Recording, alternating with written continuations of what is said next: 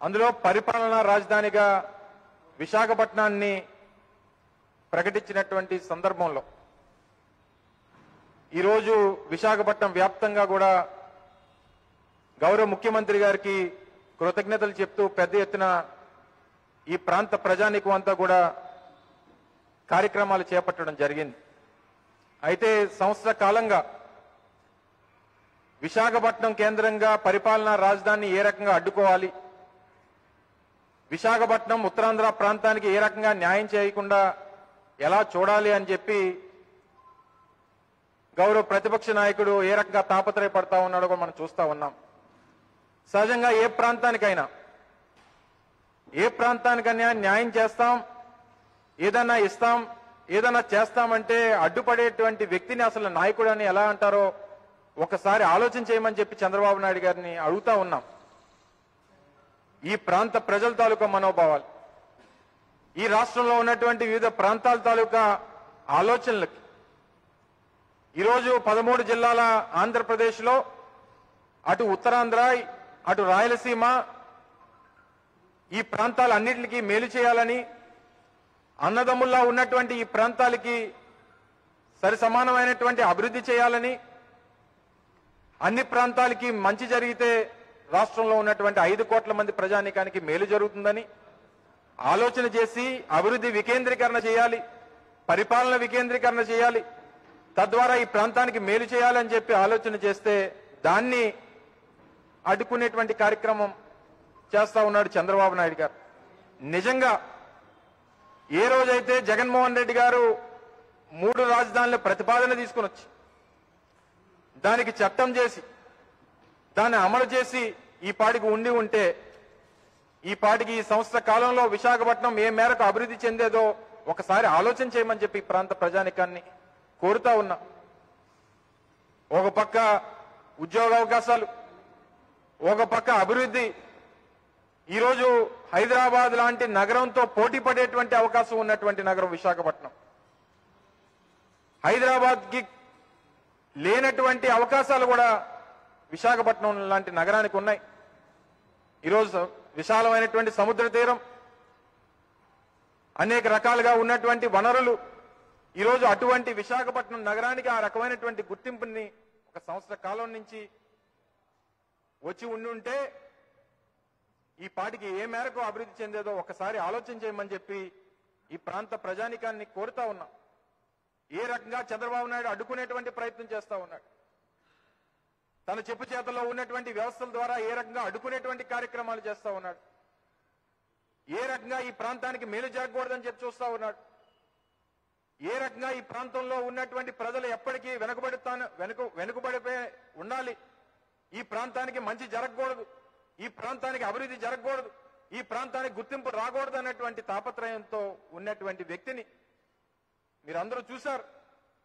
ఇదే విశాఖపట్నంలో అడుగు పెట్టేటువంటి ప్రయత్నం చేస్తే ఏ రకంగా ఈ ప్రాంత ప్రజలు బుద్ధి చెప్పారో,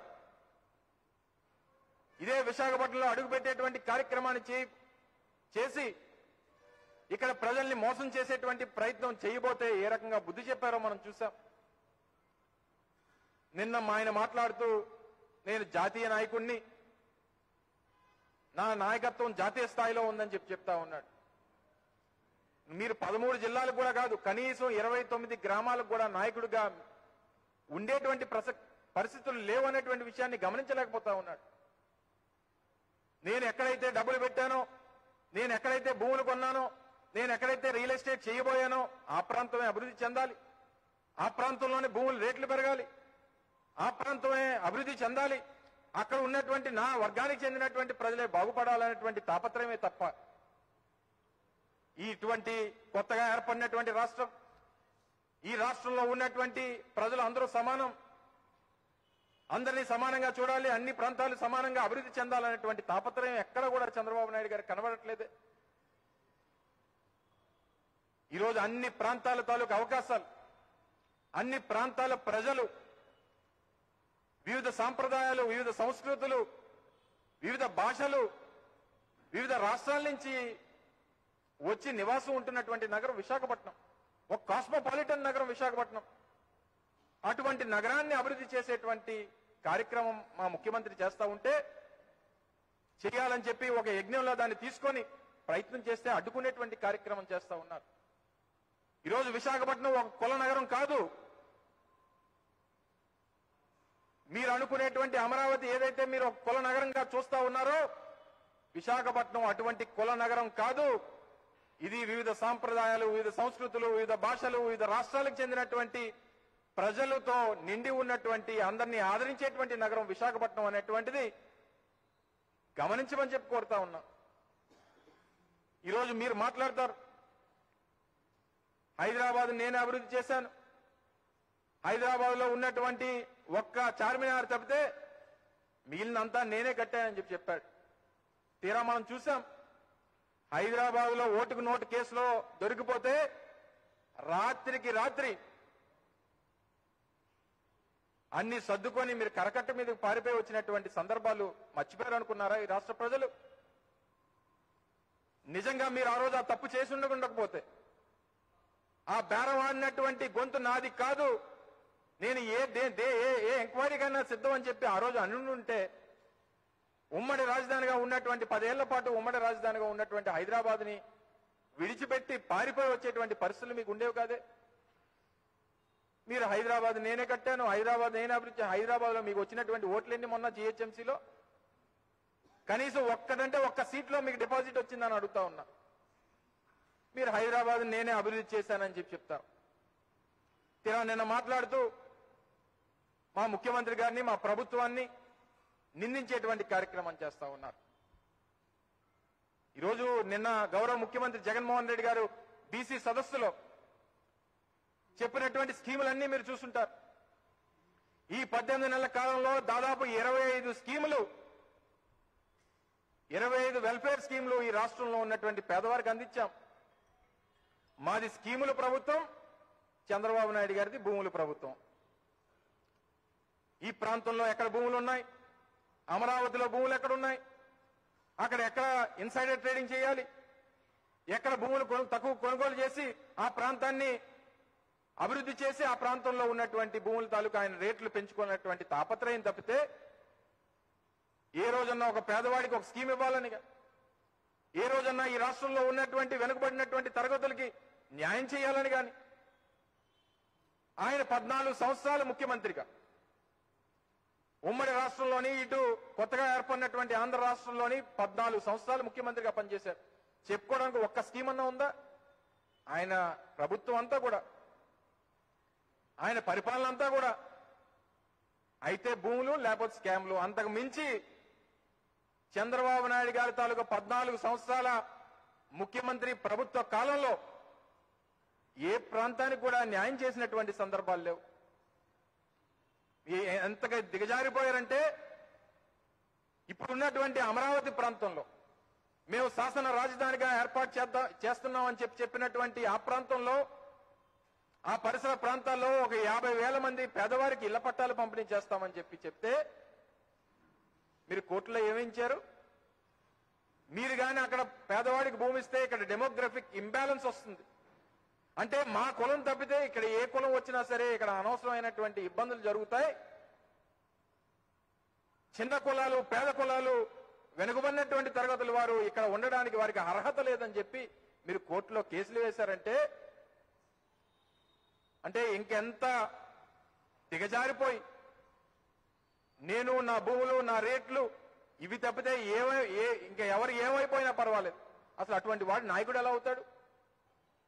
తీరా నువ్వు జాతీయ నాయకుడు అని చెప్పి సెల్ఫ్ సర్టిఫికేషన్. నిన్న మీరు జరిగినటువంటి మీ ప్రసంగాల్లో, మీ సమావేశాల్లో, మీ మీటింగుల్లో మీ సెల్ఫ్ సర్టిఫికేషన్, నేను జాతీయ నాయకుడిని. మీరు జాతీయ నాయకుడు కాదు, జాతి నాయకుడు మీరు. అటువంటి వ్యక్తివి ఈరోజు మీరు మాట్లాడతారు. మళ్ళీ మా ముఖ్యమంత్రి గారి గురించి, మా ముఖ్యమంత్రి గారి తాలూకు పరిపాలన గురించి, మేము చేస్తున్నటువంటి కార్యక్రమాల గురించి అన్ని ఫేక్ ఫేక్ ఫేక్ అని మాట్లాడుతూ ఉన్నారు. ఎవరిది ఫేక్ ప్రభుత్వం? ఎవరిది ఫేక్ నాయకత్వం? మీలాగా మా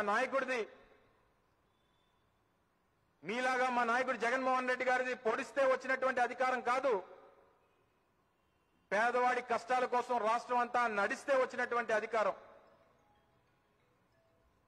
నువ్వు నీకు అధికారం ఎలా వచ్చింది అంటే మీరేమన్నా ఈ రాష్ట్రంలో పేదవాడి కోసం లేకపోతే ఈ రాష్ట్రంలో ఉన్నటువంటి పేదవాడి తాలూకు కష్టాలు చూసి ఒక రాజకీయ పార్టీని మీరు స్థాపించి మీరు కష్టపడి మీరు అధికారంలోకి వచ్చినటువంటి పార్టీ మీది మీ నాయకత్వం ఆ రకంగా వచ్చిందా నక్కలాగా ముసలి నక్కలాగా మీ మామ ఇంటి ముందు కాపలా కాసి వెన్నుపోటు పొడిచి మామ దగ్గర నుంచి లాక్కున్నటువంటి అధికారం మమ్మల్ని నువ్వు ఫేక్ అన్నావంటే ఇంక అంతకంటే అన్యాయం ఇంకెక్కడన్నా ఉంటుందా ఈరోజు నువ్వు చేసినటువంటి అక్రమాలు అన్యాయాలు ఈ రాష్ట్ర వ్యాప్తంగా మీరు చేసినటువంటి దౌర్జన్యాలు ఇవన్నీ మర్చిపోయి రెఫరెండం అని చెప్పి మాట్లాడతావు ఎవరండి జనరల్ గా నేను సవాల్ విసిరితే ఆ సవాల్ నా దగ్గర నుంచి మొదలవ్వాలి రెఫరెండం అని చెప్పి కోరుకునేటువంటి చంద్రబాబు నాయుడు ముందు నీ వెనక ఉన్నటువంటి నీతో సహా ఉన్నటువంటి ఆ 18 మందో 19 మందో ఆ ఎమ్మెల్యేల్ని రాజీనామా చేసి నువ్వు ఎన్నికలు రావడం మానేసి నువ్వు మమ్మల్ని రాజీనామా చేయమంటావు ఆ పక్క రాష్ట్రంలో ఉన్నటువంటి టిఆర్ఎస్ అనేక సందర్భాల్లో వారి ఉద్యమాల కోసం ఆ రాష్ట్ర సాధన కోసం అనేక సందర్భాల్లో వాళ్ళు ప్రజల్లోకి వెళ్లారు నిజంగా నీకు అమరావతి రాజధానిగా కావాలి అమరావతి రాజధానిగా ఉండాలి ఈ రాష్ట్రంలో ఉన్నటువంటి 5 కోట్ల మంది ప్రజలు అమరావతినే కోరుకుంటా ఉన్నారు అనేటువంటి అభిప్రాయం మీకుంటే రండి రాజీనామా చేయండి ఎన్నికలకు రండి అసలు నువ్వు రాజధానిగా పిలుస్తున్నటువంటి అమరావతి ప్రాంతంలో నువ్వు నీ సొంత కొడుకుని నువ్వు క్యాండిడేట్ గా పెట్టావు అక్కడ నువ్వు ఓడిపోయిన తర్వాత ఇంకా నువ్వు రెఫరెండం అంటే అసలు నీకు ఇంకా మా ముఖ్యమంత్రి గారు చెప్పినట్టు ఆ పై కంపార్ట్మెంట్ లో ఉన్నటువంటిది అంతా కూడా పాడైపోయింది నీ కొడుకు ఓడిపోయి నువ్వు పెట్టినటువంటి క్యాండిడేట్ల రాజధాని ప్రాంతంలో ఓడిపోయి ఇంకా తిరిగి రెఫరెండం నువ్వు ఎన్నికల ముందు చెప్పినటువంటి సందర్భాలు మర్చిపోయావా ఎన్నికల ముందు నువ్వు మాట్లాడినటువంటి మాటలు మర్చిపోయావా అన్ని రకాలుగా కూడా మాట్లాడి ఎన్నికల్లో ప్రజలు చీకొట్టి ఎన్నికల్లో నిన్ను ఇంటికి పంపించి నువ్వు సొంతంగా ఒక పార్టీని ఎన్నికలకు వెళ్తే నీ పార్టీని ఎన్నికలకు తీసుకెళ్తే వచ్చేటువంటి ఫలితం ఏంటో చూసి నువ్వు విన్యాసాలు చేస్తా ఉన్నావు నిన్న మనం చూసాం ఎప్పుడన్నా ఒక నాయకుడిని ఆ రకమైనటువంటి పరిస్థితుల్లో మనం చూసామా నువ్వు వివిధ రాష్ట్రాల నుంచి తెచ్చినటువంటి మట్టి మీద నువ్వు చేసినటువంటి విన్యాసాలు చూసి ఇన్ని రోజులు దాదాపు 8 నెలలు కరోనా వచ్చిన తర్వాత ఒక్క రోజన్నా నువ్వు బయటకు వచ్చావా అమరావతి నీ ఉద్యమం నీ తాలూకా రియల్ ఎస్టేట్ రేట్ల కోసం మాత్రం నువ్వు ఏకంగా రోడ్ల మీదకి వచ్చేసి ఆ గుట్టల మీద నువ్వు సాష్టాంగం పడిపోయావు రేపు నిజంగా మీ తెలుగుదేశం పార్టీలో మిగిలినటువంటి నాయకులకి కార్యకర్తలకి ఏ రకమైనటువంటి డోకా లేదు తెలుగుదేశం పార్టీ రానటువంటి కాలంలో ఒక సర్కస్ కంపెనీ అయిపోద్ది అందులో ఇటువంటి చంద్రబాబు నాయుడు లాంటి విన్యాసాలు ప్రజలు చూసి తరించేటువంటి రోజులు కూడా దగ్గరలో ఉన్నాయి నువ్వు ఇవన్నీ మానేసి ఇంకా ప్రజలను మభ్యపెట్టి మోసం చేసి ఆ రాజధాని కోసం ఆ ప్రాంతంలో ఉన్నటువంటి నీ భూముల కోసం ఆ భూముల్ని కాపాడుకోవడం కోసం దేవతల రాజధాని అట అమరావతి ఒక దేవతల రాజధాని అని చెప్తా ఉన్నాడు ఎవరు దేవతలు నారా భువనేశ్వర చౌదరి దేవత లేక పరిటాల సునీతా చౌదరి దేవత లేకపోతే దమ్మలపాటి తనుజా గారు పద్మా చౌదరి అంట ఇటువంటి వారు అందరూ దేవతలు మీకు ఈ దేవతలకు ఉన్నటువంటి భూములను పెట్టారు కాబట్టి ఈ దేవతలందరూ కలిపి అది దేవతల రాజధాని అని చెప్పి మీరు పిలుస్తా ఉన్నారు వివిధ ప్రాంతాలు అభివృద్ధి చెందాలి వివిధ వర్గాలు అభివృద్ధి చెందాలి వెనుకబడినటువంటి తరగతులు అభివృద్ధి చెందాలి వెనుకబడిపోయినటువంటి ప్రాంతాలు అభివృద్ధి చెందాలి ఆ ప్రాంతంలో ఉన్నటువంటి ప్రజలు అభివృద్ధి చెందాలి ఒక ప్రాంతానికి ఏదన్నా మంచి చేస్తే ఆ ప్రాంతం వల్ల పరిసర ప్రాంతాల్లో ఉన్నటువంటి మిగిలినటువంటి ప్రాంతాలు కూడా అభివృద్ధి చెందాలి అటువంటి అవకాశం ఉన్నటువంటి నగరం విశాఖపట్నం అని చెప్పి గౌరవ ముఖ్యమంత్రి జగన్మోహన్ రెడ్డి గారు తాపత్రయపడితే నువ్వు అడ్డంగా పడిపోయి రాక్షసుల్లాగా దానికి అడ్డంగా నిలబడి విశాఖపట్నంకి ఏ రకమైనటువంటి అభివృద్ధి చెందడానికి వీల్లేదు, అక్కడ డెవలప్మెంట్ అనేటువంటి జరగకూడదు. కనీసం ఒక స్టేట్ గెస్ట్ హౌస్ విశాఖపట్నంలో కడతామంటే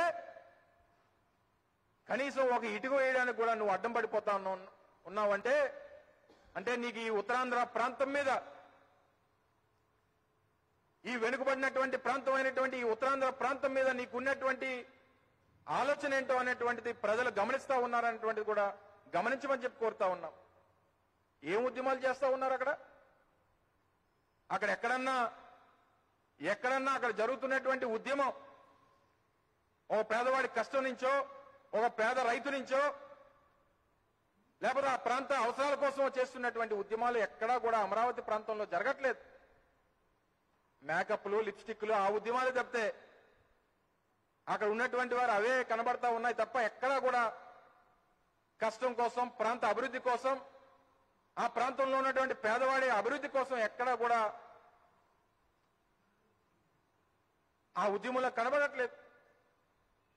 అక్కడ బహుజనులు, వెనుకబడినటువంటి తరగతులు మూడు రాజధానులు కావాలని చెప్పి ఒక పక్క ఆ ఉద్యమం చేస్తా ఉన్నారే, వారిని అంటావు వారు డబ్బులు తీసుకొని కూర్చుంటా ఉన్నారని చెప్పి వారిని చంద్రబాబు నాయుడు గారు అంటా ఉన్నారు. అంటే నీకు వెనకబడినటువంటి తరగతుల గురించి, ఎస్సీలు, ఎస్టీలు, వెనుకబడినటువంటి తరగతుల గురించి నీకున్నటువంటి ఆలోచన ఆ రకమైనటువంటి ఆలోచన. ఇటువంటి నీచమైనటువంటి రాజకీయాలు, ప్రాంతాల అభివృద్ధి కాకుండా అడ్డుకునేటువంటి రాజకీయాలు, ప్రాంతాలు బాగుపడకుండా అడ్డుకునేటువంటి ప్రయత్నాలు, ఆఖరి మీ చివరి దశలో అయిన 40 సంవత్సరాల రాజకీయ అనుభవం చెప్పుకున్నటువంటి మీరు ఇక చివరికైనా ఈ ప్రాంతానికి, రాష్ట్రానికి మేలు చేసేటువంటి తరంలో అడ్డుపడకుండా ఉంటే చాలు అని చెప్పి కోరుకుంటూ, నిన్న ఒక ఆయన మాట్లాడుతూ సమావేశం అయిపోయిన తర్వాత ఒక ట్వీట్ చేశాడు. మా చంద్రబాబు నాయుడు గారు విసిరినటువంటి సవాల్ని, రెఫరెండం సంబంధించినటువంటి సవాల్ని స్వీకరించేటువంటి ధైర్యం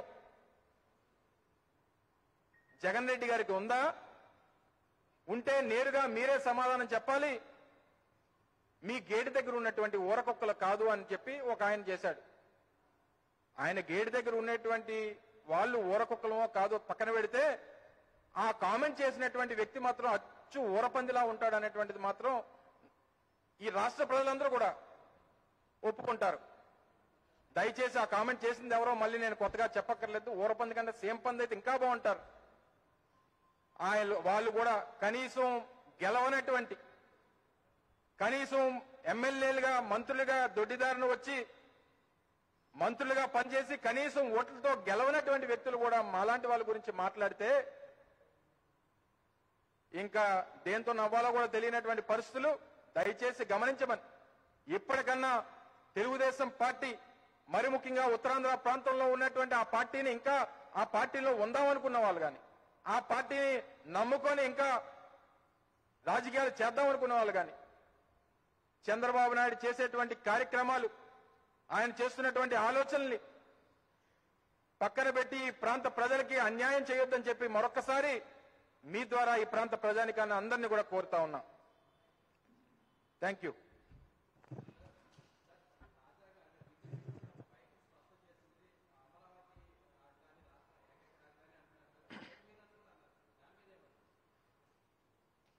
భారతీయ జనతా పార్టీకి చెందినటువంటి మేనిఫెస్టోని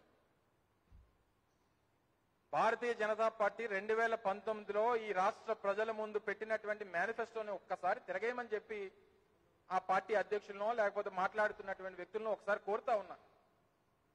అందులో పొందుపరిచినటువంటి అంశాల్లో కర్నూలులో న్యాయ రాజధాని తీసుకొని వస్తామని చెప్పి పెట్టినటువంటి మాట వాస్తవమా కాదా చెప్పనండి.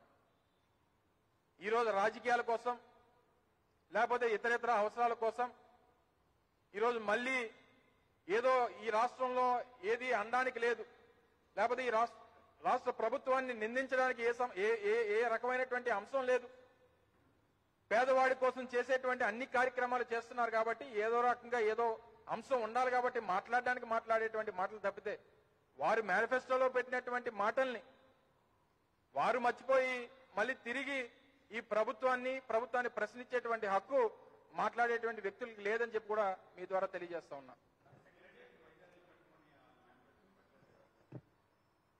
బీజేపీ మేనిఫెస్టో మేము చెయ్యం, బీజేపీ చెప్పినవన్నీ మేము చేస్తామని ఎక్కడ చెప్పలా, లేకపోతే బీజేపీలో మేనిఫెస్టోలో పెట్టినవి మేము చేస్తామని చెప్పలా. మేము చేయాల్సినటువంటి కార్యక్రమాలు చేస్తా ఉన్నాం.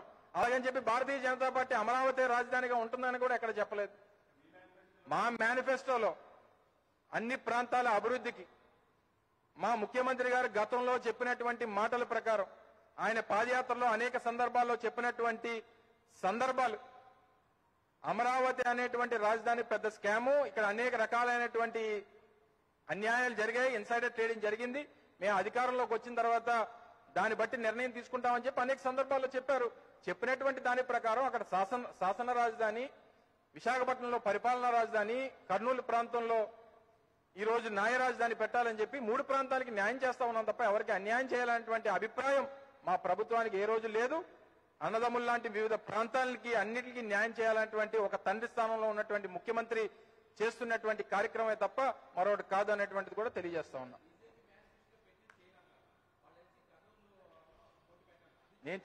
నేను చెయ్యను మీరు భలేగా, మీరు ఏబిఎన్ కదా, మీరు భలేగా మాటల్లో ఇప్పుడు నేనేం చెప్పి బీజేపీ మేనిఫెస్టోలో పెట్టి చేయాల్సినటువంటి అవసరం మాకు లేదు అని అన్నా. సో బీజేపీ పెట్టింది కాబట్టి మేము చేస్తామని చెప్పి చెప్పలా. మా ఆలోచనలో అదొక భాగం. వాళ్ళు అందులో ఉండిది వాళ్ళు రాసింది మేము రాయలేదు అని కానీ, లేకపోతే మాకు సంబంధం లేదని కానీ అనడానికి లేదు. మేనిఫెస్టో అనేటువంటిది ప్రతి ఒక్కరూ పవిత్ర గ్రంథంలా ఎన్నికల ముందు ఎన్నికలకు వెళ్ళేటప్పుడు మేమంటే రోజు మా బ్యాగ్లో పెట్టి తిరుగుతాం. అటు తెలుగుదేశం పార్టీ కానీ ఇతర రాజకీయ పార్టీలు కానీ వాళ్ళకి ఏంటంటే ఎన్నికలు అయిపోయిన తర్వాత అది ఒక డస్ట్బిన్ లో పడేసేటువంటి ఒక కాగితం. అది మాకెందుకు మిత్రపక్షం అవుద్ది? మాకు భారతీయ జనతా పార్టీకి ఉన్నటువంటి అనుబంధం కేంద్ర ప్రభుత్వానికి రాష్ట్ర ప్రభుత్వానికి ఉన్నటువంటి అనుబంధమే తప్ప రాజకీయ పార్టీ లాంటి మీరన్నటువంటి చంద్రబాబు నాయుడు గారి లాగా అవసరాన్ని బట్టి సమయాన్ని బట్టి రాజకీయ అవసరాలను బట్టి వాడుకునేటువంటి తత్వం కానీ అటువంటి వాళ్ళతో కలిసి రాజకీయాలు చేయాలనేటువంటి తాపత్రయం కానీ మా నాయకుడికి లేదు, మాకు ఆలోచన కూడా లేదు.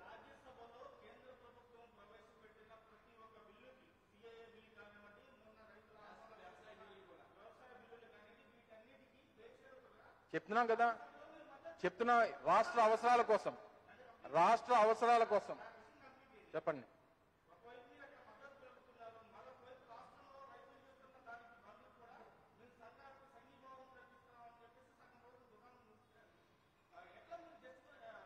మేము అందుకనే చెప్తున్నా, భారతీయ జనతా పార్టీకి వైఎస్ఆర్ కాంగ్రెస్ పార్టీకి ఉన్నటువంటి అనుబంధం కాదు. ఇందాకే నేను జస్టిఫై చేశాను, ఇప్పుడు మళ్ళీ కూడా చెప్తా ఉన్నా. మాకు లేకపోతే కేంద్రంలో ఉన్నటువంటి కేంద్ర ప్రభుత్వం అయినటువంటి భారతీయ జనతా పార్టీకి రాష్ట్ర ప్రభుత్వానికి కేంద్ర ప్రభుత్వానికి ఉన్నటువంటి సంబంధం తప్ప రాజకీయ పరమైనటువంటి సంబంధం లేదు. మాకు ఉన్నటువంటి చెప్తున్నాం కదా, రాష్ట్ర అవసరాల కోసం, రాష్ట్ర ప్రయోజనాల కోసం ఈరోజు పోలవరం నిర్మాణం చేపట్టాలి.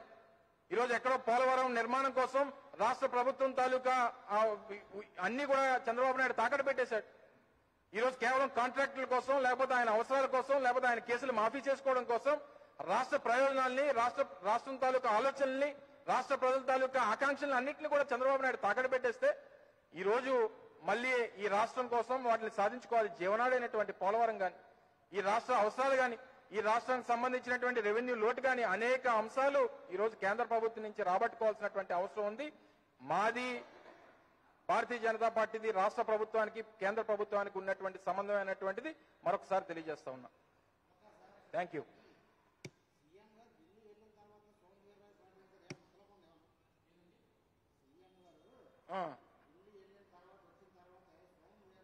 ఏం ప్రకటించారు?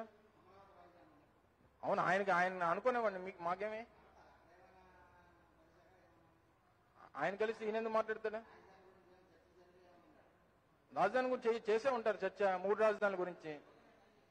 3 రాజధానుల గురించి చేసి ఉంటారు. అందులో శాసన రాజధానిగా అమరావతి కావాలని ఉంటారు సోమవీర్రాజు గారు.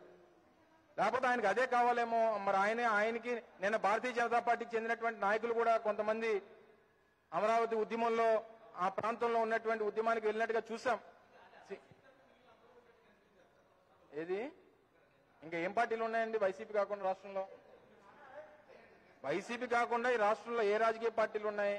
ఈ రోజు ఆయన 13 గ్రామాలకి ఆయన పార్టీ నడుపుతున్నాడు చంద్రబాబు నాయుడు. ఆ కమ్యూనిస్టులేమో ఆయన వెనకాల తిరుగుతున్నారు. అది కార్పొరేట్ పార్టీ ఆఫ్ ఇండియా అయిపోయింది వాళ్ళది. కమ్యూనిస్ట్ కాక కార్పొరేట్ పార్టీ ఆఫ్ ఇండియా అయిపోయింది వాళ్ళది. సో ఉన్నటువంటి రాజకీయ పార్టీ వాళ్ళకి వచ్చినటువంటి పర్సంటేజ్లు ఎన్ని, వాళ్ళకి ఉన్నటువంటి ఇదేంటి? ఒక ఆయన ఏమో పర్సనల్ తగుల్లో ఆయన తిరుగుతున్నాడు. ఫ్యామిలీ ప్రాబ్లమ్స్, ఎవరికి బోల్ ప్రాబ్లం ఉన్నాయి, ఏం చేస్తాం చెప్పండి. Okay, thank you.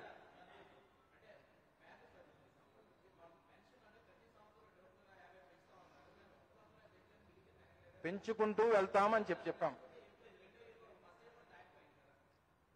మేము వెళ్ళే సమయానికి, మళ్ళీ ఎన్నికలకు వెళ్ళే సమయానికి 3,000 రూపాయలు చేస్తామని చెప్పాం. దాంట్లో కూడా ఎంత క్లియర్ గా మీరు ఆంధ్రజ్యోతి వారు మీరు శాసనసభ ఫాలో అవుతున్నట్టు లేరు. మా ముఖ్యమంత్రి గారు డేట్లతో సహా అదే టీవీలో కనబడుతుంది. సంవత్సరానికి డేట్లతో సహా జూలై 8, 2021 ఈ రాష్ట్రంలో పెన్షన్ అందుకుంటున్నటువంటి దాదాపు 60 లక్షల మందికి 2,500 రూపాయలు చేయబోతా ఉన్నాం. జూలై 8, 2022కి 2,750, జూలై 8, 2023 3,000 రూపాయలు చేస్తున్నామని చెప్పి ముఖ్యమంత్రి గారు చెప్పిన తర్వాత ఇంకా మీరు మోసం చేశారు.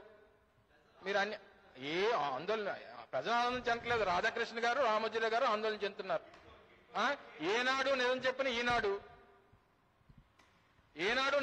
ఈనాడు వారును, ఆల్ బోగస్ న్యూస్ ఏబిఎన్ ఇవి రెండే చెప్తున్నాయి. మరి ఇంకేం చెప్తాం. Okay, thank you.